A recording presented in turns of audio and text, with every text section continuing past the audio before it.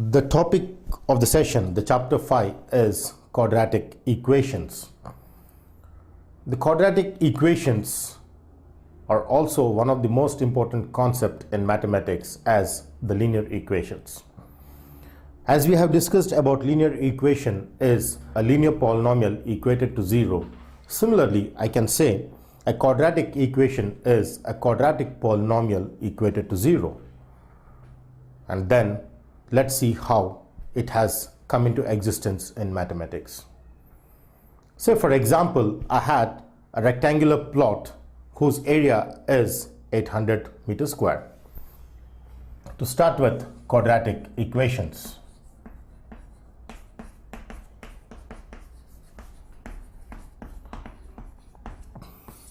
Now, importance of quadratic equations is that we use this in many branches of other topics, even in science, where this is the most important concept.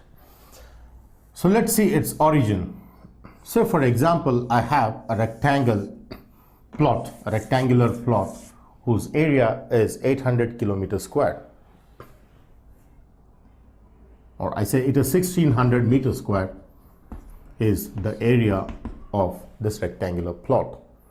Then I know the length, but I have to adjust the width. Then let's see how we can do that using quadratic equations. So for example, a rectangular plot with area 1600 meters square is given to be with its length 4 times that of breadth, or I can say in addition to 4, it is added with 4 to that of width, so that when I take my width as x, then my length is x plus 4. If this is the minimum information given in a rectangular plot, then I can find the length and width using a quadratic equation. Then let's see how a quadratic equation is generated from this introductional problem. Now, as we know that the area of rectangle here is given to be 1600 meters square, then I next use the area of the rectangle, which is length times its width. So length being x plus 4 times of width being x would finally give me 1600 meters square, which in turn gives me x squared plus 4x minus 1600 equal to 0. So this is how I get when I take all the variables and all the constants to the left and only keeping 0 on the right hand side.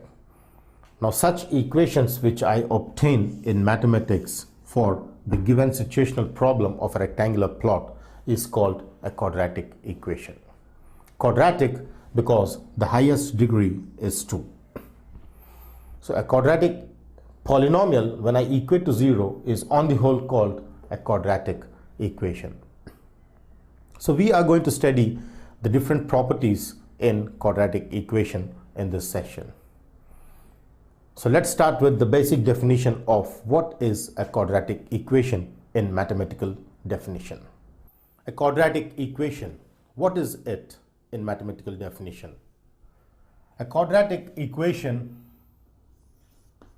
if we understand in the general form, it's a quadratic polynomial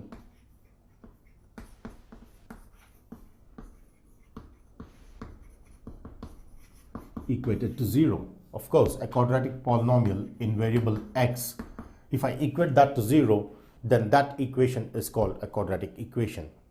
And a quadratic polynomial is already discussed in the previous sessions, where a polynomial of degree 2 is said to be a quadratic polynomial. Now, if I take the quadratic polynomial in general form, then I assume the quadratic polynomial in general form as ax squared plus bx plus c equal to 0. This is called a quadratic equation in general form.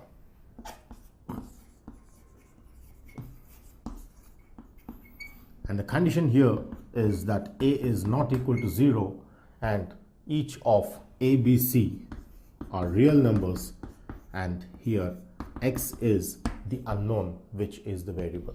So the variable here is identified to be x. Is how I define the quadratic equation in X. This is the basic definition of quadratic equation in general form.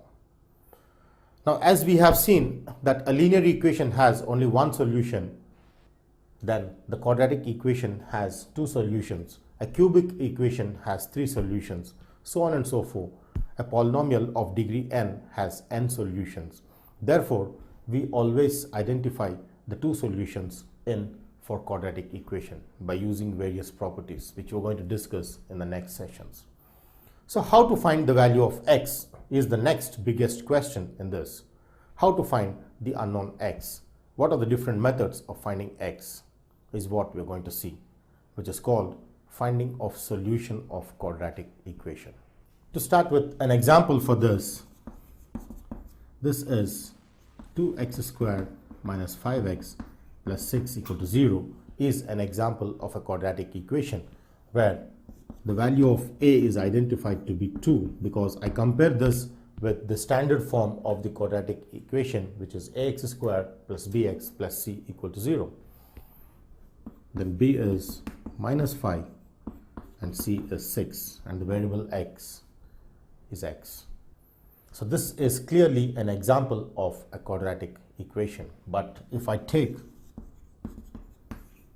0x squared minus 5x plus 6, this is not a quadratic equation because this fails with this condition a equal to 0. That implies not a quadratic. This cannot be a quadratic. Is how I understand the quadratic equation in with each of its basic definitions.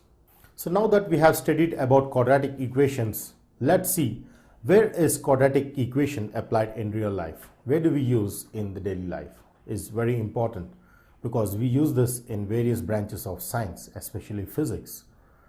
So applications of quadratics.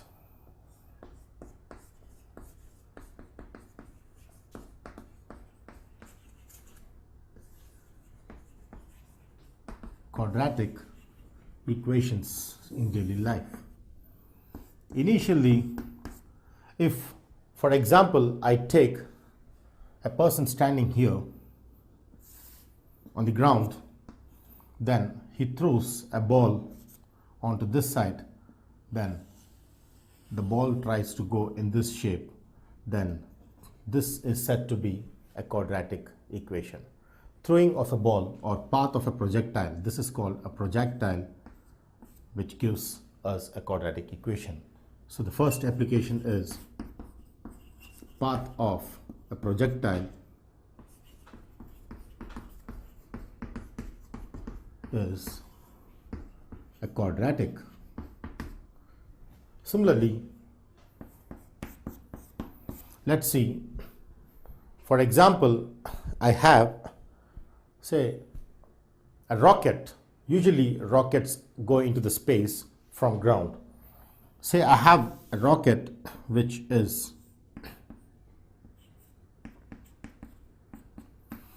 out here, and once it is launched, then this tries to go straight into the sky, but we generally assume that it goes straight in the sky, but no, it doesn't go straight, but it goes in like this into the sky, and then it goes outside of sky everywhere, crossing the sky into the space, into the moon sometimes.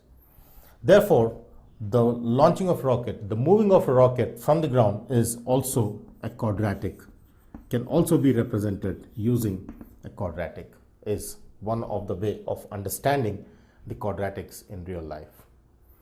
Also, there are many other applications. Say, for example, I take a vehicle.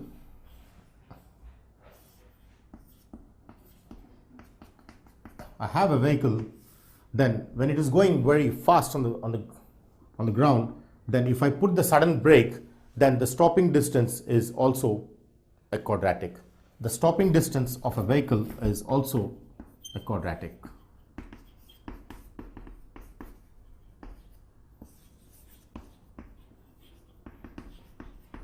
Is representing a quadratic is how we understand the various applications of quadratics in real life.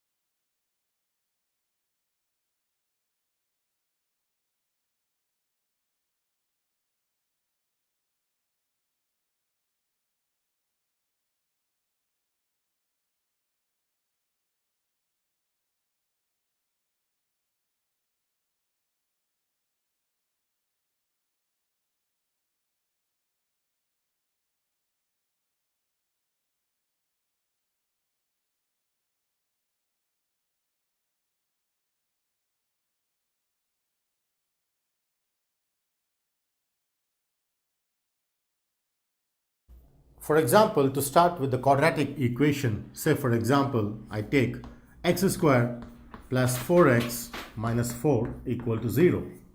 This is clearly a quadratic equation, but the factorization method may not be helpful out here. Say for example, I just multiply with the factorization method with 1 and 4, I get 4 to be the value for which the possible factors need to be identified.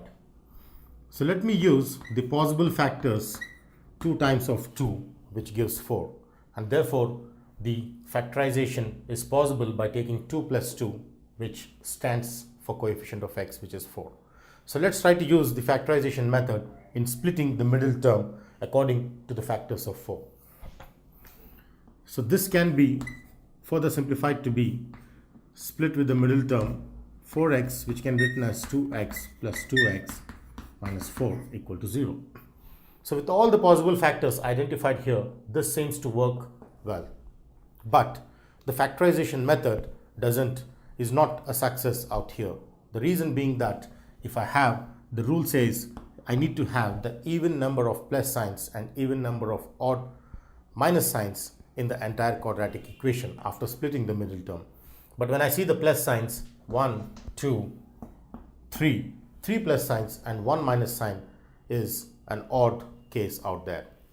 So there are 3 plus signs and 1 minus sign in case of this quadratic equation. Therefore, factorization is not possible. Factorization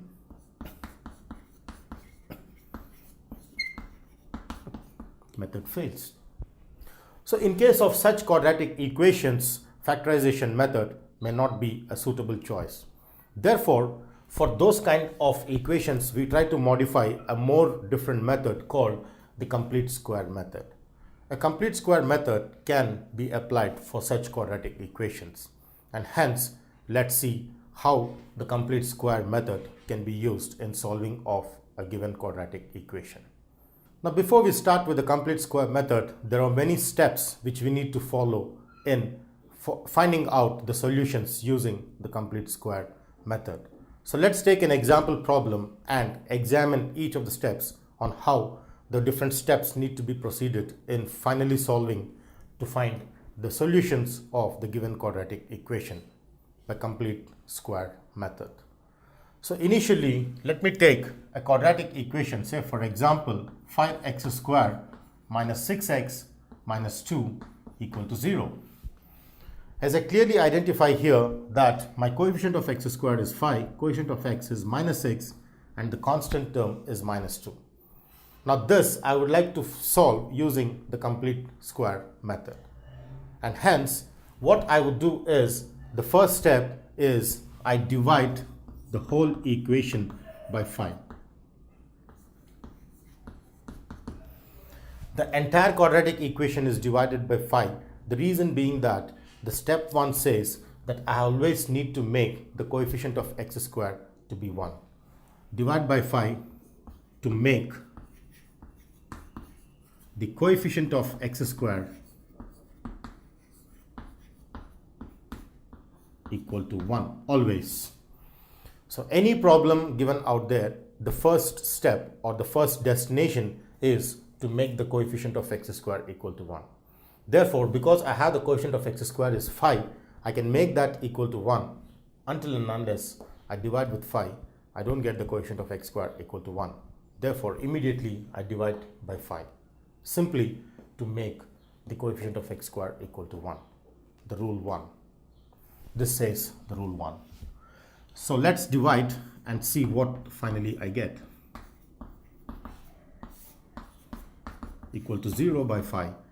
Then this reduces to x squared minus 6 over 5 of x minus 2 over 5 equal to 0 is what I get. And now my destination of reaching the coefficient of x squared equal to 1 is finally reached out here. Now with this coefficient of x squared being 1, let's try to see how I can make this a complete square. As the method itself says complete square, my destination out here is to make this in the form of a square. Therefore, let's see how I can convert this into a perfect square or a complete square. Method is what it is about. So when I clearly see this is in the form of a square, and I can convert the formula a minus b whole square as a square minus 2ab plus b square. Therefore, in order to get a minus b whole square, I need to just see that this reduces to the form a square minus 2ab plus b square is the target out there. So therefore, I have a square minus 6 I can write as 2 times of 3 by 5 into x minus 2 by 5 equal to 0. So the reason why I split this 6 into 2 times of 3 is because I want to reduce this into the form a square minus 2ab, and b square is the term missing out there. Therefore, this being b, I add and subtract the b square term so that I get a complete square. So let's see how we can do that. So a square minus 2ab written in order, and b square is not available here. So equally I add this b square term and subtract the b square term equally so that the whole equation doesn't get disturbed. So adding and subtracting the b square term is strictly because I want to reduce this into a perfect square, where the formula says a square minus 2ab plus b square is a minus b whole square. We all know that formula. So if this is reduced to the form a minus b whole square minus, this can be simplified with 9 by 25, because 3 square is 9 by 5 square is 25, minus 2 over 5 equals 0 is how we obtain the perfect square. So now this is where the perfect square is obtained. Now next step is about taking LCM and finally simplifying for the x and y. For x, the value of x. So let's see how we can continue further from here by taking LCM. Now let's take LCM on to these two constant terms so that I get x minus 3 over 5 whole square minus 25 being the LCM reduces to 1 times of 9 is minus 9, and this would be plus because I have taken minus common together from these two terms outside. So I get plus inside the bracket, and then 5 times of 5 is 25, and then 5 times of 2 is 10 is how I do the LCM of the two given numbers. Now then this reduces to an equation where the constant is taken to the right. Therefore, from here this implies x minus 3 over 5 whole square will be equal to 10 plus 9, 19 over 25. Now this is further simplified by taking square to the right side, which reduces as a root. So when x minus 3 by 5 whole square is equal to 19 by 25, then that implies x minus 3 over 5 is equals to root 19 over 25. Of course, I get plus or minus out here, because when x squared is y, x is plus or minus root y. Remember, x squared equal to y implies x equals plus or minus root y is a very important formula out here. When x squared is y, x is not root y, but it is plus or minus root y. Even the minus sign holds true along with the plus sign of root y. Therefore, I get plus or minus root 19 over 25. Therefore, simplifying this, I get this as x minus 3 over 5 is equal to plus or minus root 19 by root 25, which is 5. This constant on the left is again taken to the right with two values, where I get one of them with plus and one of them with minus. X minus 3 over 5 is root 19 over 5, and then again x minus 3 over 5 is minus root 19 over 5 is how I get one plus and one minus. Thus, one of the plus giving me one solution of x and one of the minus giving me two solutions, the second solution of x. Therefore, I'll get two solutions for a quadratic equation with degree equal to 2 at most. two solutions. Now in this case, x would be root 19 over 5 plus 3 by 5, which comes out to be 3 plus root 19 over 5 is one of the solution, and then this reduces to x equals, this brought here will give me minus root 19 over 5 plus 3 over 5, which on LCM gives me the final answer as 3 minus root 19 over 5. Therefore, I get two solutions for the given quadratic equation, this and this, to be the roots or the zeros or the solution of the given quadratic equation using complete square method. So this is how we do the complete square method. Now sometimes there are quadratic equations in the form, say for example 3x squared minus 5x plus 2 equal to 0. Then in case of such quadratic equations, the complete square method also can be used, but need to be identified with the exact formula of a square minus 2ab plus b square, or a square plus 2ab plus b square with the respective formulae. Now in case of this, let's randomly check on how the complete square form can be done. Now for example, I have this quadratic equation 3x squared minus 5x plus 2. Then the first step of using the complete square method is that I need to make the coefficient of x squared equal to 1. Therefore, I divide the whole equation with 3 so that I get x squared minus 5 over 3x plus 2 over 3 equals 0. This is how I get the quadratic equation reduced with coefficient of x squared equal to 1. But here, as I observe, this is in the form of a squared, but I don't have 2ab. There's no term 2 multiplied to this. Therefore, I need 2. So what do I need to do? In this case, what I do is I write in the form 2ab. I reduce this to 6 because I multiply with 2 and divide with 2, so that this becomes strictly in the form of a formula a squared minus 2ab. Whereas this, again on simplification, gives back the original term 5 over 3 of x. So cancelling 2 1s and 2 3s, again I get back 5 over 3 of x. And the reason why I multiply here is that I have the formula a minus b whole square equals a square minus 2ab plus b square. Now this being a square, I need 2ab, and hence the 2 is multiplied. It is essential and very much needed to multiply 2 and equally divide with 2. Plus 2ab is there, but again I need b square to make this a perfect square. So I just add b square and subtract b square as I have done in the previous problem. So adding of b square and subtracting of b square with the original term 2 by 3 undisturbed will make this to be a perfect square, is how we understand the perfect square method. So in this case, this reduces to x minus 5 over 6 of whole square, and then this reduces to minus 25 of 36 plus 2 over 3 equal to 0, and thus we proceed as we have done here.